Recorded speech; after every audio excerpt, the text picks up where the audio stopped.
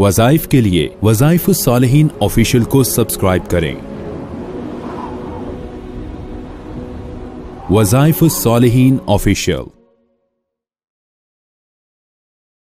نحمده ونصلي على رسوله الكريم اما بعد فاعوذ باللہ من الشیطان الرجیم بسم اللہ الرحمن الرحیم۔ محرم الحرام کی 19 تاریخ کو اگر آپ یہ مختصر سا وظیفہ کر لیں، اللہ آپ کو صحت عطا فرمائے گا، محتاجی سے بچا لے گا، جسم کی ہر اس تکلیف سے بچا لے گا جس میں آپ اپاہج ہو سکتے ہیں، مفلوج ہو سکتے ہیں، معذور ہو سکتے ہیں۔ اللہ آپ کو ان تمام پریشانیوں سے نجات عطا فرما دے گا۔ صرف ایک دن وظیفہ کر لیں اور اللہ کے حضور ہاتھ پھیلا لیں، اللہ سے مانگ لیں، اللہ تبارک و تعالی آپ کو یہ نعمت عطا فرمائیں گے۔ چونکہ انسان کے پاس سب سے بڑی نعمت جو ہے، آپ علیہ السلام نے فرمایا ایمان کے بعد وہ صحت ہے، اس لیے حضور علیہ السلام صحت کی دعائیں بھی فرمایا کرتے تھے، اور یہ اکثر دعا فرماتے تھے کہ اللہ موت تک محتاجی سے بچائے۔ اس لیے جب انسان اپاہج ہو جاتا ہے، معذور ہو جاتا ہے، تو پھر انسان کو بہت تکلیف ہوتی ہے اور لوگ اس سے تنگ آ جاتے ہیں، عاجز آ جاتے ہیں، اور وہ کس طرح معذوری کی زندگی گزارتا۔ تو اس لیے جو آدمی یہ عمل مجرب اختیار کر لے گا، اللہ تبارک و تعالی اس انسان کو محتاجی سے بچا لیں گے۔ آپ نے محرم الحرام کی 19 تاریخ کو